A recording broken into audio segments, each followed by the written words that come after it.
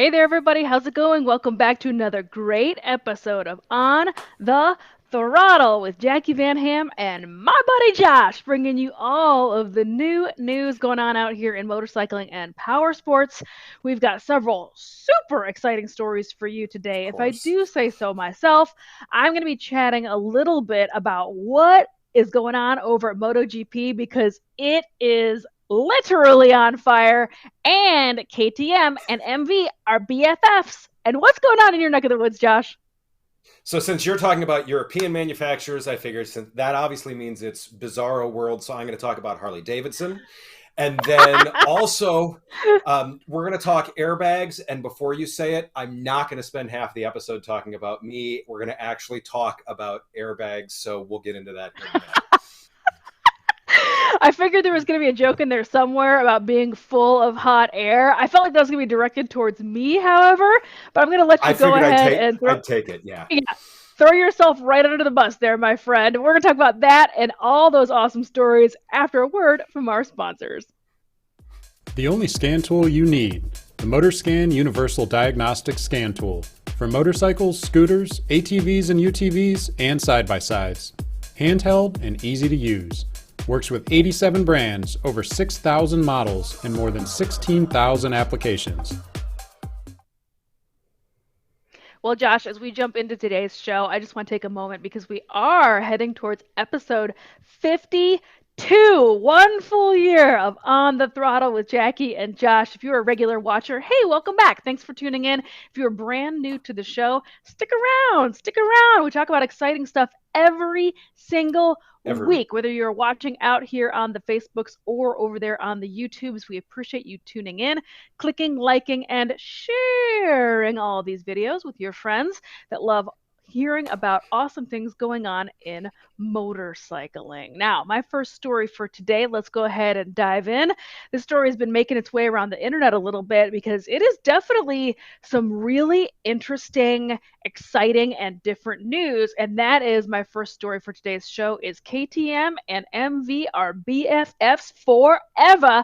And that is because the folks over at MV Augusta and KTM have partnered up in a new distribution dealership deal here in North America. The thought process behind it is MV Augusta is going to be embedding themselves into existing KTM dealerships here in North America in order to broaden their reach and their dealership network for this pretty iconic Italian brand.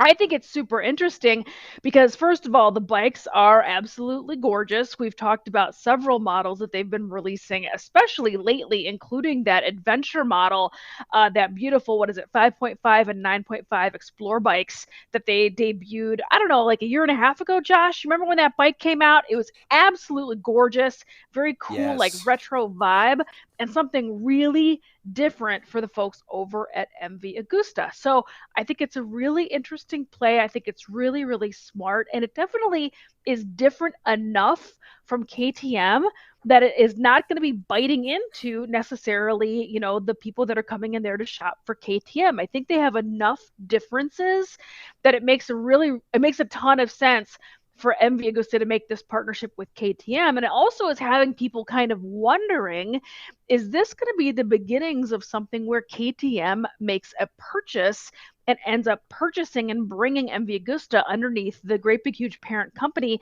that owns KTM, Gas, and Husqvarna. So let's go ahead and check out some of the details about this incredible deal. KTM is set to distribute and promote MV Augusta in North America. A KTM press release dated 21st of September outlines a new commercial agreement between KTM and MV Augusta, describing how the Austrian company will promote and distribute MV Augusta motorcycles and manage the Italian company's customer service in the US, Canada, and Mexico. This is a multi-year deal. There's no mention of any other similar partnerships outside of this North America market. The goal, again, is to help bring MV Augusta's market share grow significantly in the region in the coming years. And as I already mentioned, does this mean that there is a possibility of MV Augusta joining this portfolio, which includes Husqvarna Gas, and WP suspension, and various other divisions? Only time will tell, but I think it's really interesting Very exciting move. Again, I don't think it's enough. I don't think it's enough of these two brands are going to be like, interrupting each other's sales. I don't think there's enough similarities between the two in order to like interrupt sales, but there's enough similarities between the two with them being pretty significant and iconic European brands. I think this is a really smart play. I love seeing two companies and multiple companies partner up in this way in a bit of a rise tides raises all boats kind of move. And I think this is a really interesting kind of future of motorcycles and power sports business. What do you think about this, Josh? So it's kind of interesting because I've actually looked into a couple of things with it, and one is the business side of it. So KTM, I found out, is setting up a separate business subsidiary that is going to handle this, which I found kind of interesting because it allows them to do this and be next to and not necessarily too invested in. Now, MV Augusta, when you look at their dealership network in North America, it's kind of so. It's KTM has very already small. said it. It's very small. Yeah, yeah, and which hinders their sales. So to me, I mean, it's and they said it's only going to be in select KTM dealerships. So I'm assuming that this is not going to be in the boutique KTM dealerships. This is going to be in the bigger ones that have the bulk to carry these. I think it's funny because when I first saw this article, I was looking at it and my joke was going to be, so what happens when an Italian, an Australian, and a Chinese person all walk into a North American bar? And it's really, that's kind of how that's going to work. I agree with you in terms of it not there. There's overlap, but when you look at KTM as such a premium product and what they do, I really don't see it as that much overlap. I mean, MV Augusta is a premium product, but in a very different sense of the word, in a different direction. I mean, so Yeah, I think this is a good marriage. It's going to be interesting to see how this works and see how it moves forward. Yeah. Yeah, I think so too. And as you said, I think it's funny this is Italian, Austrian, and Chinese company all Yes. walk into a bar together. Yeah, I think that there's not enough, I don't think, crossover to cannibalize business, but there Right. is enough to like rising tides raise all boats because that Yep. customer that is looking for this boutique, European product, you know, I think it's smart Yep. to put them in bed together. That's all I got to say about that. MV Augusta is a great brand. They make beautiful bikes in this country. They are very, very, very boutique. And to me, what I find most interesting about this is this a potential for another boutique brand like Moto Guzzi to possibly get into bed and see an interesting partnership elsewhere? Is this the future of business? Moto Guzzi is a little bit of an ugly stepchild in the Piaggio family here in the US. Moto Guzzi is a Yeah. killer brand. I love them to pieces. I love their bikes. But in this country, they're a bit scary for Piaggio. So I'd love to see other brands get elevated and placed alongside other companies. And maybe this is how expansion goes forward. Maybe this is the future of business. Anyway, I think it's super interesting. We'll have to see For sure. when this all shakes out because I do not have a time frame for any of this happening. So who knows? And installing all those new showrooms is going to take time and money. So this very well might not be happening until 2024. We're all going to have to wait and see. The minute we find out, we will bringing you all the details here on the show. So make sure you hit that notifications on button. You are not going to want to miss it. Now, Josh, what's going on for your first story today? So I am going to talk Harley-Davidson. You talk the European manufacturers, so I am going to go ahead and talk Harley-Davidson. So, like I said, it's bizarro world today. Nonetheless, but Mercury's. I mean, Josh, Mercury's in microwave, Josh. So correct. It feels like it very well could be. The article with this, and the reason why I really wanted to talk about this is this has such broad implications industry wide. A number of episodes back, we talked about Harley and the right to repair and how they got the pretty big FTC slap on the wrist saying, no, you can't do it that way. As someone that's done a fair bit of research on Magnuson Moss Act, right to repair, and I mean, I've looked at this through a number of industries, it has finally come that there are now 2 ginormous class action lawsuits against Harley. And it's interesting the approach that's been taken on this. So one's from Wisconsin, one's from California. And I know both of those states have laws that are kind of geared towards those.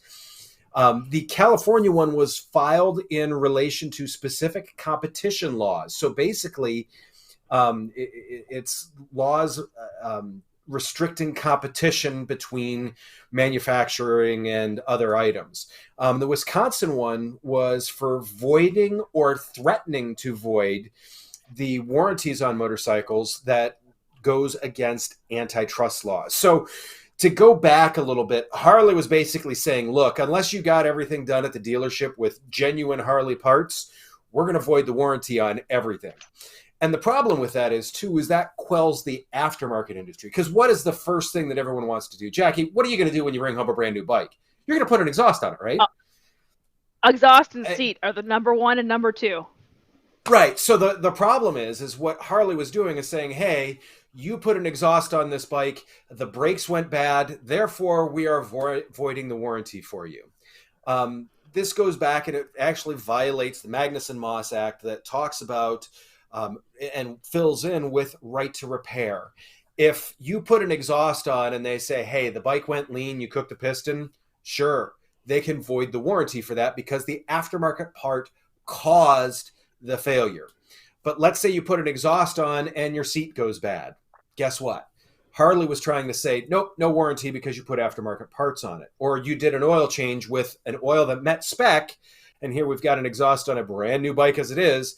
If you used oil that met spec, they would say, oh, no, you didn't use the right stuff. Sorry. As long as it meets the spec that they have outlined, you're going to be in warranty. And Harley was denying that before.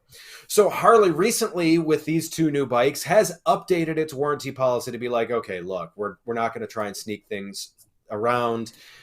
If you put an exhaust on and your radiator goes bad, yes, we're going to replace the radiator. What's interesting about this is it's been a big shift because Harley has gotten away with this for years. It's always been a big complaint with buying a new Harley. So this is a way to me to see that it's making sure that other manufacturers are going to stay honest because of what Harley has gotten away with and is no longer getting away with. The other big implication with this, though, is for the aftermarket. Part of what we all love about motorcycles and that is that we make them our own. It's not too often that you see two motorcycles pull up next to each other where you're like, oh, twinsies. It just doesn't happen. We're all about putting accessories on it to make it do what we want to better, or to look how we want it. So making sure that those accessories will still allow your warranty to stay in place, that is a huge piece of security for both us, I mean, as enthusiasts, knowing that, hey, we're going to be covered, and B, the aftermarket industry, knowing that, hey, they can crank out parts for bikes. I know this is something that you're big on too, Jacqui. I mean, are you glad to see? I mean, no one wants to hear of litigation on anything, but in the same sense, are you feeling good about this? Like, hey, people are going to get make sure that it's done right. Yeah, I think this is so incredibly overdue. I can't even believe how we've gotten here. But you nailed it. There are multiple stories and urban legends and myths about how when you take your parts off and put aftermarket on, you have to put all of the stock parts back on before you take your bike back into the dealership to have any work done on it. I mean, what an obnoxious and stupid thing and waste of time and resources on the consumer side to have to like continue this charade of the bike is totally stock. It's incredibly overdue. I think it is about time. I super embrace this. I think it's a very, very cool move. I think it's a good move, and it's what everybody's doing anyway. And it just keeps it. It's just like, let's quit.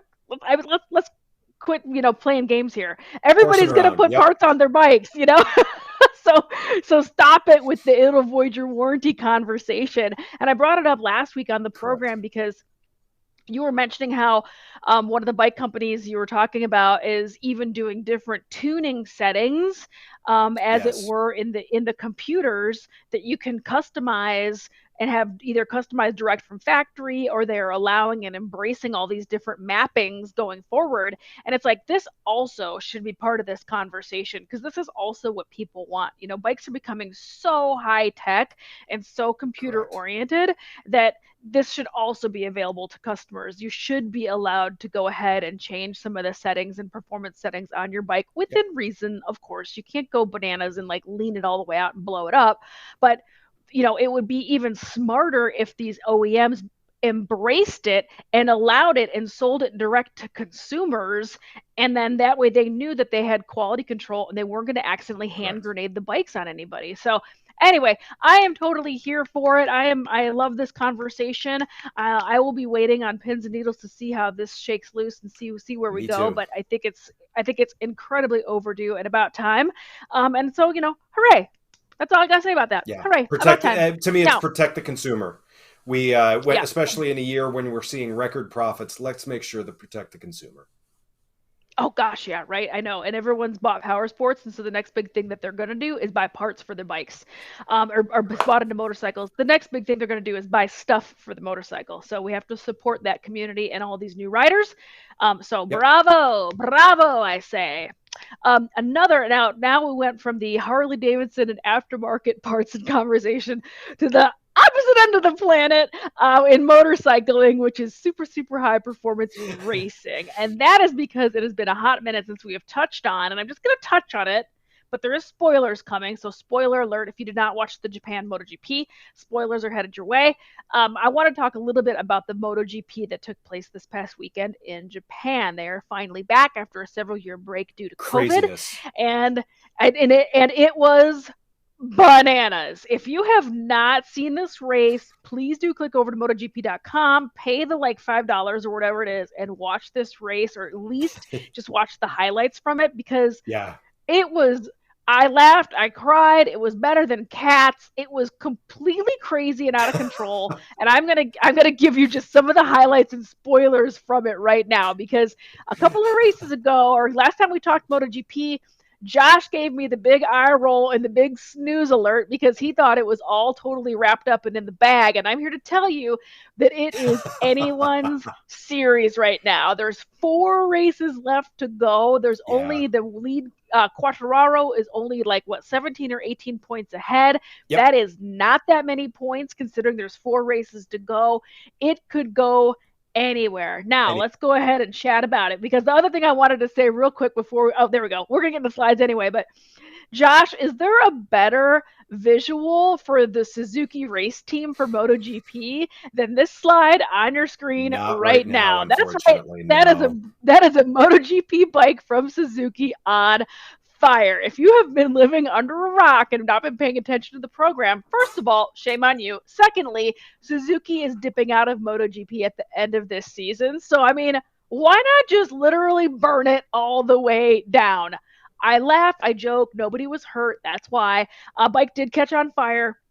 This was a racer who was a bit of a wild card pick to campaign one of the Suzuki bikes, and a couple of laps into the race, his motorcycle literally caught fire.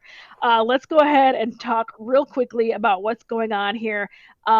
Right out of the gate, first things first, the pole sitter is going to be Mr. Marc Marquez. That's right. Marc Marquez came back in top peak form. He was the last winner at the last MotoGP in Japan. He loves this track. Clearly, he's very fast on it, even with his injured arm. He had a great day. He set a great pace. He was on pole. It did not shake out that way, but he did do pretty well for the rest of the race. Spoiler alert, Jack Miller in 1, Brad Binder in 2, Jorge Martin 3, Marc Marquez 4, Miguel Oliveira is going to be 5, Luca Marini 6, Maverick Vinales, Fabio Quartararo in 8, who is the current points leader. So this is why I wanted to point this out. He placed 8th in this race. There's 4 races to go. He is the current leader. This is a lot of big question marks going on at MotoGP for Quartararo. This was quite a huge surprise for this race. Right out of the gate, at the very beginning of this race, Espargaro had to pit in. He was having some sort of bananas bike trouble, had to pit in and switch to his B bike, which was pretty rowdy and pretty different. Again, that was Aleix Espargaro has left pit lane on the practice lap and had to start from the very, very back after the lead pack had already gone and cleared. So he clearly was not going to have a good day, but he did still give it the old college try and went out on the B bike. It was bar banging, crazy action all the way through. Again, a little bit of a spoiler alert at the very, very end. The last lap of the race, Bagnaia slides out, almost takes out Quartararo with him in an attempt to pass. He got up, was literally like clapping and cheering for himself as like a joke. He clearly was livid and was like, oh, that was such a great move for me to slide all the way out on the last lap, attempting to pass my nearest competitor and current points leader. So what I'm getting at is, if you are not tuning into MotoGP like Josh does not, shame on you. You need to be watching. This racing is incredibly exciting. Again, there's 4 more races to go. Let's go ahead and throw the next slide up. I think I've got some point standings that we can check out. It'll show you that Quartararo is in 1. There we go. Yep. Bagnaia in 2. And again, there's only like 17, 18 points between them, which is why Bagnaia tried to pull out that insane move at the very end of the Japan MotoGP. Aleix Espargaro is in 3. Bastianini 4. Jack Miller in 5. You can see the rest of the results on down the grid. And my next slide is going to show you the next 4 dates. It is an action-packed calendar for the folks over at MotoGP, because they have just got some real back-to-back-to-back action. Thailand is next. It is going to be Australia at Phillip Island, followed by Malaysia, and then they go back to Europe, where they race in Spain on November 6th for the season finale. So that is what's going on over at MotoGP. Josh, are you finally convinced to try to start to watch MotoGP? So it's not that I don't watch it; it's that I like World Superbike better. I know. So yeah, that is what we're gonna go with. Nonetheless, I mean, yeah, it has turned out to be a good season for them. In seeing some of the action and some of the mix-ups, it's one of those things too. It's that time of year where a little bit of desperation sets in. With the wet qualifying and stuff like that, everyone was thrown for a loop. They knew it was going to be like this. I mean, when you typically qualify at the front and now you're mid-pack, you've got your work cut out for you in MotoGP, because it is so difficult to pass. So yeah. It'll be interesting to see how the rest of the season shakes out. Yeah, definitely. All right, so now that we have wrapped up from one end of the spectrum to the other, just like always, we cover all the bases out here in motorcycling, right, Josh? Harley-Davidson, right to repair, MotoGP, sure. European boutique brands. I mean, we do all of the things and stuff over here. What is your last story for today? So today, like I said, we're going to talk airbags, but we're not talking about either you or I. I'll throw you in there now too. So Klim has updated their AI-1 airbag. So what this is, and these are things this is this technology that's here, that's evolving while it's here. This is a vest that you wear that senses an uh-oh moment, and at that point inflates an airbag in both the front and the back to protect your neck, protect your torso, and to protect your back. Now, there's a lot of really cool things with this. This is done with in conjunction with a French company called In and Motion. They do the basic design and the electronics for this, and then Klim adapts it for their specific application. What's cool about this is them working in conjunction with this In and Motion company is there's all sorts of data sets coming in. And one of the things that I kind of liken it to is with self-driving cars. All the manufacturers are looking at every single mile that people are driving right now to say, okay, how did they handle this situation? The same thing's going to start to happen with these vests to say, look, how did we handle this situation? What was the best case for this situation?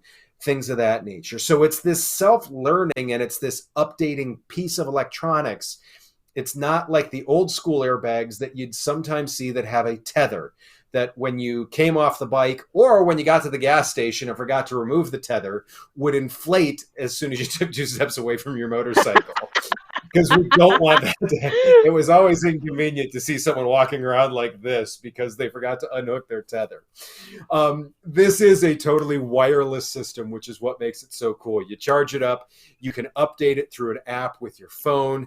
There's a lot of updates that are coming out for this as they learn from other people using them. This can inflate in 60 milliseconds. So faster than you can snap your fingers, this thing will inflate to protect you. Now, what does it look like when it inflates? This is the MotoGP here that we'll see in our next slide. This is essentially what happens inside your jacket, whatever. Obviously, you can see he did not put on 75 pounds there. That is his airbag system that is inflated to protect his torso. And a lot of the MotoGP racers are using them because of the fact, why not have that added protection? So it's got chest protector, it's got a back protector in it for those lower speed falls. So that way it's not going to inflate when you do something stupid like I do at 2 miles an hour and just drop the bike. There's no reason for it to inflate then. If you come off at 30, 40, 50, 60, it will inflate and stay inflated to make sure that you are as protected as possible. To me, this is the safety technology that I love because it's not obtrusive. It's not going to really hinder your ability to ride. It is going to make you safer, though. And really, in the end, that's kind of what we all want. You buy this, it comes for $3.99 for a year because you have to subscribe to it. That comes with street mode. For an added $25 a year, you can add adventure mode, which is the one I'm interested in. That gives you that different map, basically, much like a fuel map, that will say, okay, hey, this guy's going to be doing stupider stuff than a normal street rider would be, which has often been said about me. The other beautiful thing about this, in your car, the airbag goes off. You're buying a new one, and you're probably buying new eardrums. With this is repackable, and the cartridges that charge this are replaceable. So this is not a one-use only thing. This is something that can be used repeatedly. Not that you want to, but you can. So that's, I mean, I've been called a crash test dummy before, but I think there's a lot of reasons behind that. Are you going to, I knew I was going to get a laugh from you. Dummy. Yeah. I'm just going to stick with dummy. And, you know, I so appreciate you bringing this up on today's show for multiple reasons. And you took the words right out of my mouth and put them into a slide, because I was going to bring up that Marc Marquez has been literally product testing the Alpine Stars version of this for years now. And he has had in his career some of the most spectacular get-offs and has really not had a lot of heavy duty injuries, which speaks really highly for this product. This has been in existence for a while. This is not new, but I was surprised and very, very pleasantly surprised to hear about the price tag for this, because they're finally starting to come down to a more approachable level for more consumers. The last time I kind of looked into these airbag suits was a handful of years ago. I'm not going to lie. It was probably like 5 years ago, and they were hovering towards the $900,000 mark. So it's nice to hear that they are closer to $399, especially coming from Klim, because I know that it's a really, really premium product. So I think that is really very, very good news. This is such cool kit. This is a game changer for motorcycling, and the more approachable, affordable, and comfortable they can make these suits, the more and more consumers are going to wear them, and the more lives will be saved out here. So I think that is a really, really great story and a really cool piece of gear. And I'll definitely look into this. $399 is a way better price tag than I thought you were going to say. Yeah, no, I mean, to me, it's the accessibility with this. It's once again, it's like a good helmet. I've always said you're only going to spend as much on a helmet as your head's worth. The same thing. I mean, you've only got one set of lungs, one heart, all the guts. You've only got one set of that. So yeah, to protect that is probably a good idea. It probably is a good idea. I think you are totally right. Well, thank you so much for bringing up us more great topics this week, Josh. As You usual, as we're also. heading in our 1 year anniversary, we're always keeping it lively and exciting out We're here. getting old. Thank you for tuning in, everybody, for another awesome episode. We will see you next week.